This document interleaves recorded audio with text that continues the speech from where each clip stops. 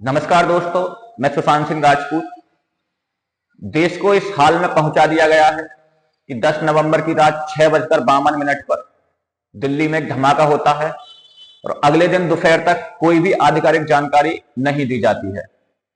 11 नवंबर को 11 बजे समाचार एजेंसी ANI एक सूचना जारी करती है कि दिल्ली पुलिस के सूत्रों का कहना है कि यह एक फिनाइल हमला था।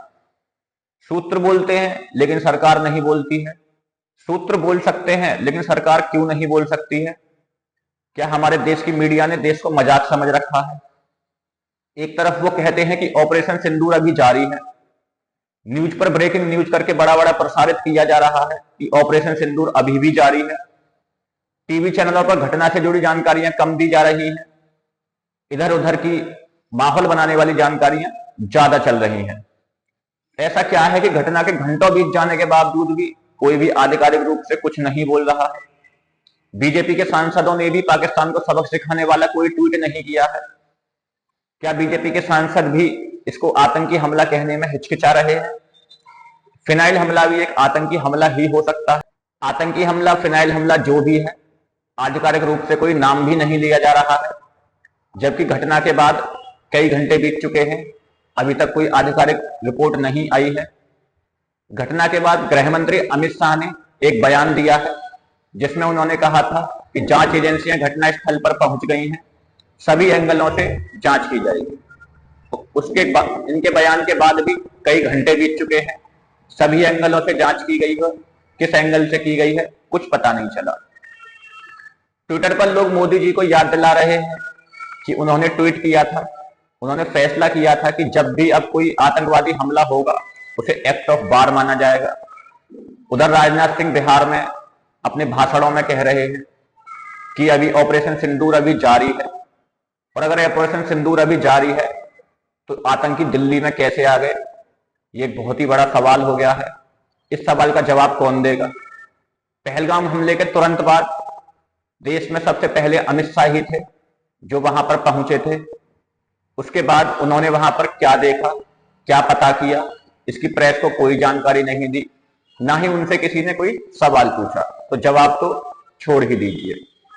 कर्नाटक के मंत्री प्रियंक खरगे ने एक ऐसा बयान दिया है कि अमित शाह देश के सबसे अयोग्य गृह मंत्री हैं, इनका काम सिर्फ सरकार गिराने का रह गया है, अब इन्हें अपने पद से हट जाना चाहिए। 10 नवंबर की सुबह से ही खबर चल रही थी कि जम्मू पुलिस की सूचना पर फरीदाबाद में 350 किलो RDX तो कई AK-47 बरामद की गई हैं।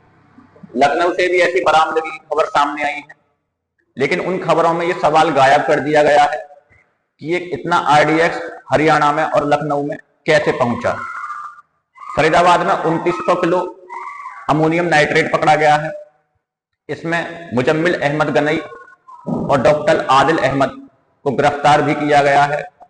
गिरफ्तारियां हो रही हैं, बरामदगी हो रही है, इसके बीच ही दिल्ली में धमाका भी हो जाता है। इसी के भरोसे हम बैठे हैं, इसी सरकार की सुरक्षा के भरोसे हम बैठे हैं। आज तक इस बात का जवाब नहीं मिल पाया है कि पुलवामा में 350 किलो RDX कहां से आया। यह सवाल पूछते पूछते सत्यप्रकाश मलिक चले गए, लेकिन आज तक इसका कोई भी जवाब नहीं मिल पाया है।